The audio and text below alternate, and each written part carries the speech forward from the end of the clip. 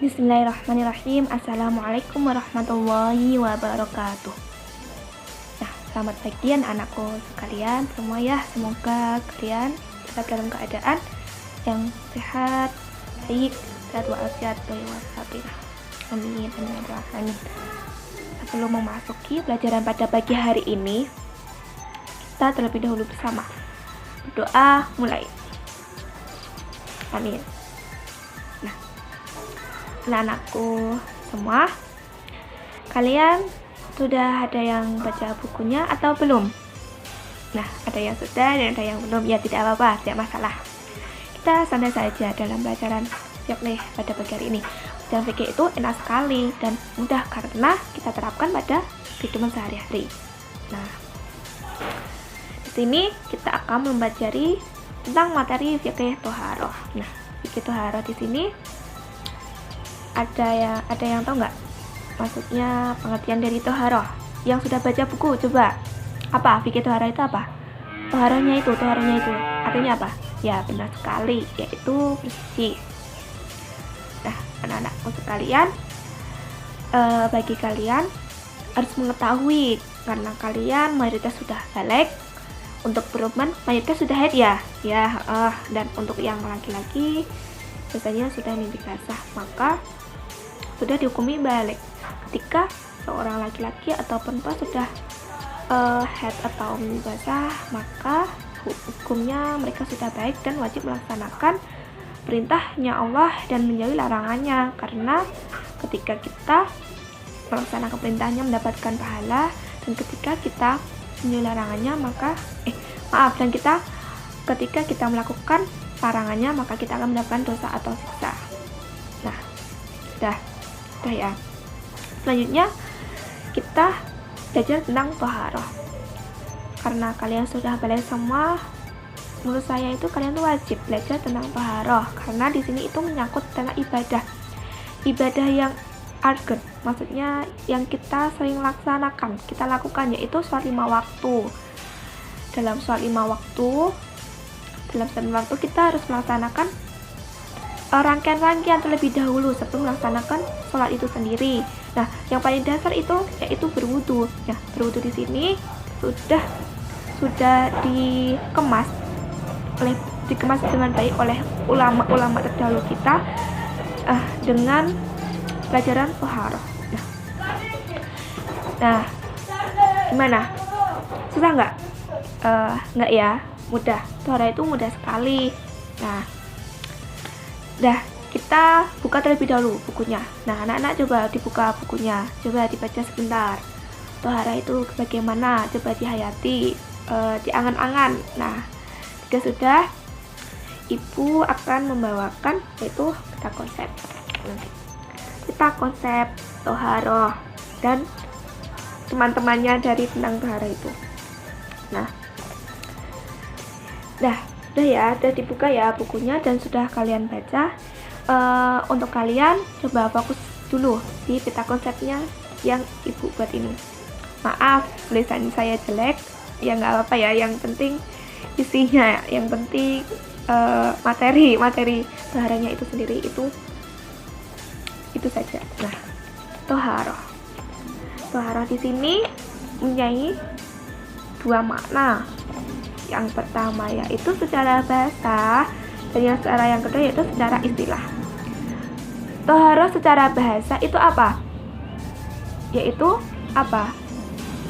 Toharoh ini berasal dari kata bahasa Arab yang artinya bersih atau bersuci. Nah, secara istilah yaitu apa?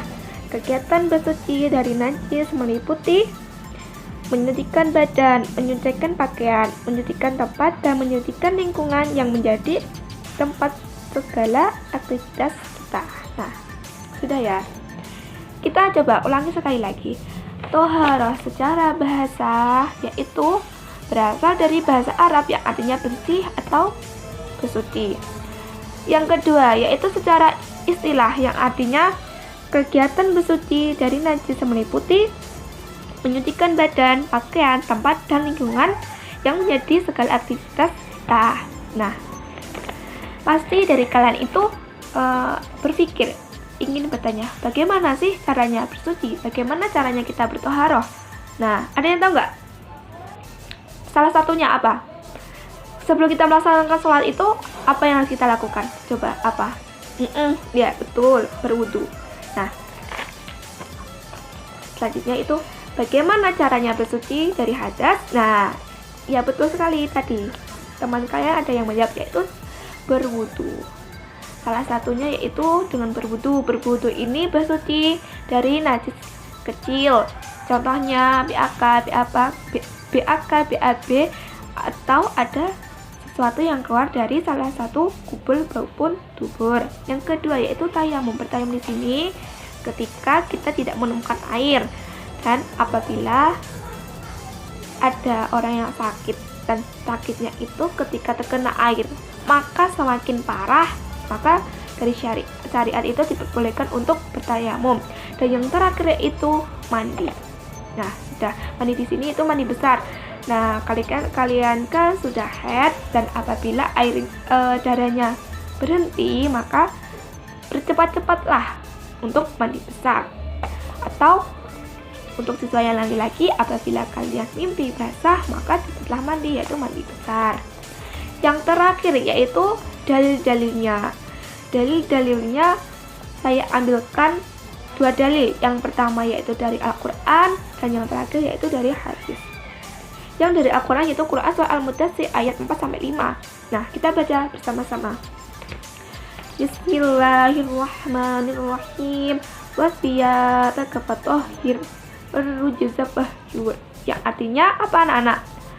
Ya, dan pakaianmu bersihkanlah dan tinggalkanlah perbuatan dosa. Yang kedua yaitu dari hadis. Bunyinya bagaimana? At-tahuru, ya, at-tahuru satrul imani. At-tahuru satrul imani, yang artinya kebersihan sebagian dari iman. Nah, sudah ya. Bagaimana?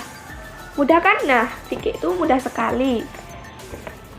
Nah, pesan saya, ketika kalian melaksanakan ibadah, salah satu contohnya yaitu sholat, maka kita harus melaksanakan tohara atau bersuci. Nah, karena apa? Karena ketika kita melaksanakan sholat kok kita belum bersuci, atau misalnya baju kita kotor, terkena najis atau terkena najis, maka sholat kita tidak sah. Karena salah satu syarat sahnya sholat yaitu harus bersih dari pakaian dan berwudu juga, salah satunya itu.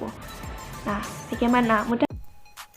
Baik anak-anakku sekalian, di sini Bu Guru ingin menjelaskan materi yang selanjutnya, yaitu mengenai pengertian najis dan hadas.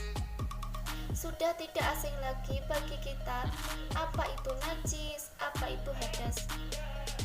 Sebelumnya saya ingin bertanya, apa yang dimaksud dengan najis? Ya, benar sekali. Najis berasal dari bahasa Arab, artinya kotor. Sedangkan secara istilah, najis adalah suatu benda yang kotor yang dapat mencegah sahnya mengerjakan suatu ibadah yang dituntut harus dalam keadaan bersuci. Baik, selanjutnya pengertian hadas. Apa sih yang dimaksud dengan hadas? Ya, benar sekali. Hadas berasal dari bahasa Arab yang artinya peristiwa atau sesuatu yang terjadi. Adapun hadas secara istilah artinya keadaan tidak suci bagi seseorang sehingga menjadikannya tidak sah dalam melakukan ibadah. Baik, dari pengertian najis dan hadas tadi, apakah ada yang ditanyakan? Baik, jika tidak ada yang ditanyakan, saya rasa sudah cukup. Semoga dari materi tadi dapat bermanfaat untuk kalian semua. Assalamualaikum warahmatullahi wabarakatuh. Baik anak-anak, berjumpa lagi dengan saya. Di sini pembahasan kita masih meliputi bab toharoh, di mana setelah anak-anakku mempelajari mengenai pengertian toharoh, di sini kita akan mempelajari mengenai alat yang bisa digunakan untuk taharah atau bersuci. Apakah dari anak-anakku di sini ada yang sudah tahu apa saja alat yang bisa digunakan untuk taharah? Ya, benar sekali Andi. Salah satunya yaitu air. Namun tidak sebatas cuman air. Perlu saya sampaikan bahwasanya alat yang bisa digunakan untuk taharah itu pada umumnya dibedakan menjadi dua. Yang pertama benda padat dan yang kedua benda cair. Di sini benda padat contohnya seperti debu, batu, kertas, tanah dan lainnya. Namun benda padat di sini harus memiliki dua syarat apabila digunakan untuk taharah atau bersuci, yaitu pertama benda tersebut harus kasar dan yang kedua benda tersebut harus suci. Selanjutnya benda cair. Benda cair di sini yaitu air. Namun air itu dibedakan menjadi 5. Secara umum dibedakan menjadi 5. Seperti yang pertama yaitu air mutlak atau suci mensucikan, di mana contohnya yaitu seperti air sungai, air sumur, air danau, air kolam, air salju, di mana air tersebut banyak dan melebihi 2 kolah. Selanjutnya yaitu air yang suci namun tidak mensucikan, seperti contoh air kopi, air kelapa, air teh. Di situ hukum airnya yaitu suci namun tidak bisa untuk bersuci atau tidak bisa digunakan untuk taharah. Selanjutnya yaitu air mutanajis, di mana di sini airnya suci namun sudah terkena najis dan air tersebut kurang dari 2 kolah. Jadi air tersebut tidak bisa digunakan untuk bersuci. Selanjutnya yaitu air mustakmal. Yang dimaksud dengan air mustakmal yaitu air yang sudah pernah digunakan untuk bersih-bersih atau sudah pernah digunakan untuk bersuci. Jadi hukum airnya menjadi tidak bisa digunakan lagi untuk taharah atau bersuci. Selanjutnya air makruh. Di sini air makruh yaitu air yang berada di bejana dan terkena sinar matahari. Hukum air makruh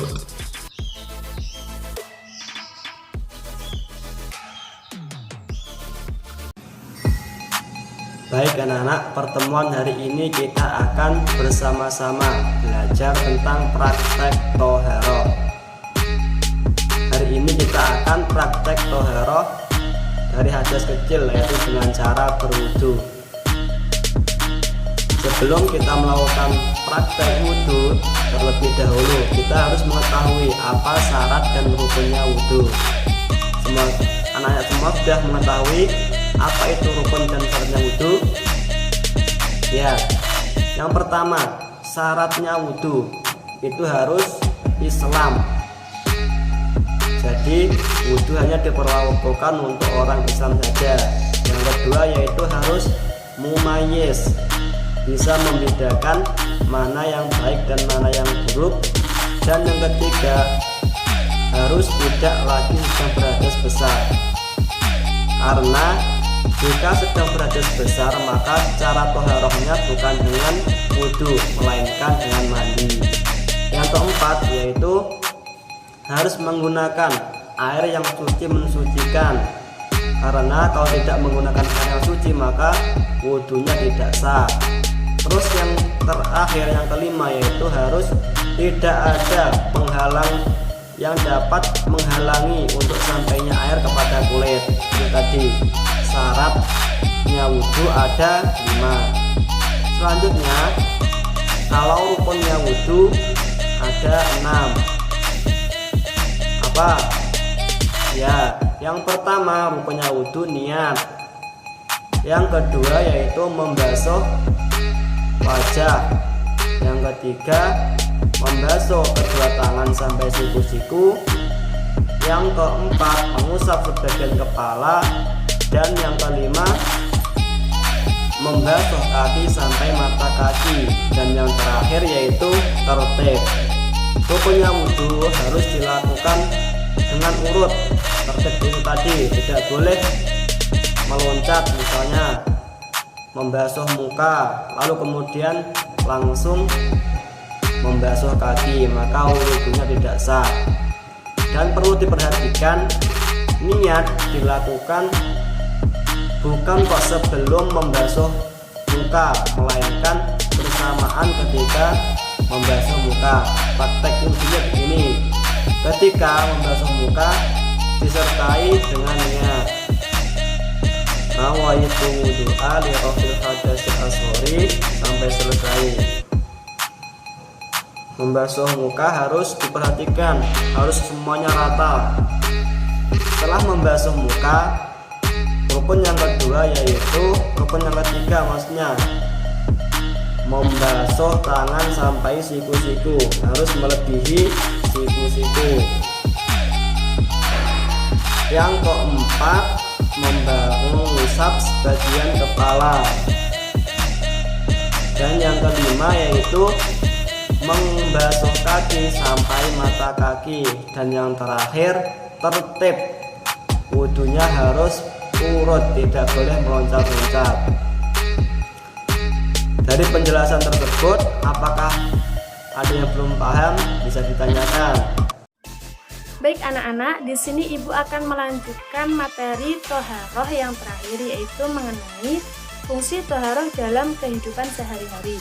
Nah, tadi kan kita sudah mempelajari tentang pengertian toharoh, terus pengertian hadas dan najis, macam-macam toharoh, macam-macam najis, macam-macam air, dan tata cara toharoh itu sendiri. Nah, selain kita perlu mengetahui teorinya, tata cara prakteknya, dan kita bisa membeda-bedakan mana yang boleh dan mana yang tidak boleh untuk toharoh, kita juga perlu mengetahui fungsi toharoh dalam kehidupan sehari-hari. Karena apa? Karena Allah telah menjadikan toharoh atau kebersihan sebagai cabang dari keimanan. Seperti hadis yang sudah sering kita dengar, yaitu apa? An-nadzafatu minal iman. Kebersihan itu sebagian dari iman. Islam mengajarkan kepada umatnya untuk senantiasa hidup bersih, baik dalam kehidupan pribadi maupun kehidupan masyarakat. Nah, di sini Ibu sudah menuliskan tentang fungsi toharoh dalam kehidupan sehari-hari. Nah, yang pertama adalah menjaga kebersihan lingkungan tempat tinggal. Kebersihan tidak hanya terbatas pada jasmani dan rohani saja, tetapi juga kebersihan mempunyai ruang lingkup yang luas. Di antaranya adalah kebersihan lingkungan tempat tinggal kita bersama ayah, ibu, kakak, adik, dan sebagainya. Oleh karena itu, agar kita sehat dan betah tinggal di rumah, maka kebersihan, kerapian, dan keindahan rumah harus dijaga dengan baik. Dengan demikian, kebersihan lingkungan tempat tinggal yang bersih, rapi, dan nyaman menggambarkan ciri pola hidup orang yang beriman kepada Allah. Dan yang kedua adalah menjaga kebersihan lingkungan sekolah. Sekolah adalah tempat kita menuntut ilmu, belajar, sekaligus tempat bermain ketika waktu istirahat. Sekolah yang bersih, rapi, dan nyaman sangat mempengaruhi ketenangan dan kesenangan kita dalam belajar. Oleh karena itu, para siswa hendaknya menjaga kebersihan kelas seperti dinding, terus lantai, meja, kursi, dan hiasan yang ada. Di samping membersihkan ruang kelas, yang tidak ada kalah pentingnya adalah membersihkan lingkungan sekolah. Karena kelancaran dan kebersihan, keberhasilan belajar ditunjang oleh kebersihan lingkungan sekolah yang nyaman di dalam kelas, tata ruang yang sesuai, keindahan taman sekolah, serta para pendidik yang disiplin. Oleh karena itu, kita semua harus menjaga kebersihan baik di rumah maupun di sekolah agar kita betah serta terhindar dari berbagai penyakit. Untuk yang nomor 3 adalah menjaga kebersihan lingkungan tempat ibadah. Kita mengetahui bahwa tempat ibadah seperti masjid, musola, atau langgar adalah tempat yang suci. Oleh karena itu, Islam mengajarkan untuk merawatnya supaya orang yang melakukan ibadah mendapatkan ketenangan dan tidak terganggu dengan pemandangan yang kotor atau bau di sekelilingnya. Umat Islam akan mendapatkan kekhusyuan dalam beribadah kalau tempatnya terawat dengan baik. Dan orang yang merawatnya akan mendapatkan pahala di sisi Allah, insya Allah.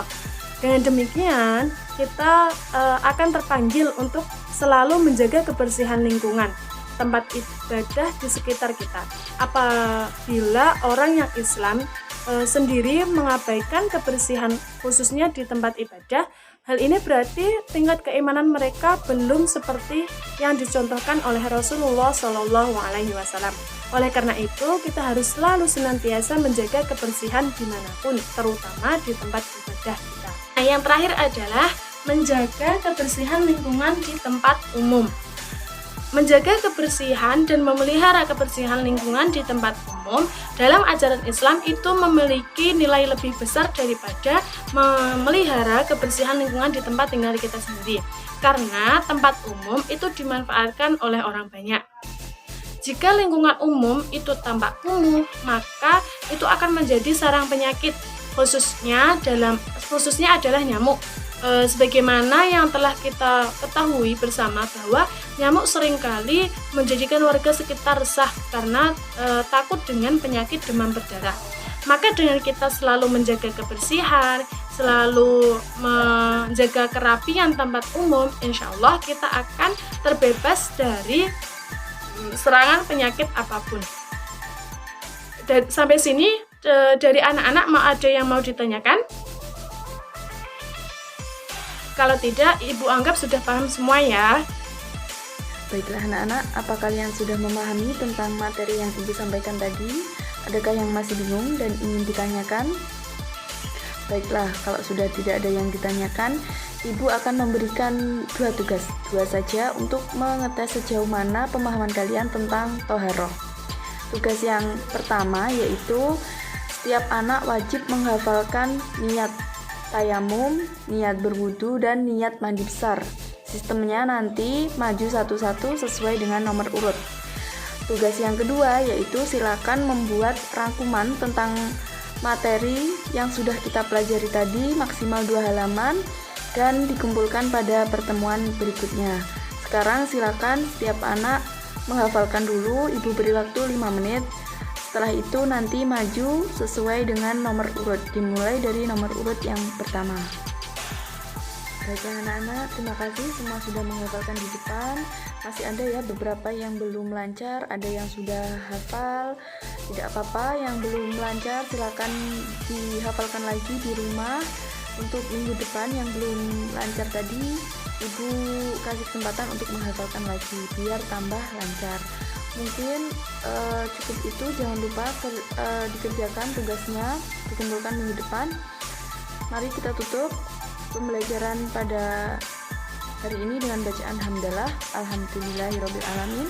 Silakan salah satu memimpin doa. Baik, Ibu akhiri, wassalamualaikum warahmatullahi wabarakatuh.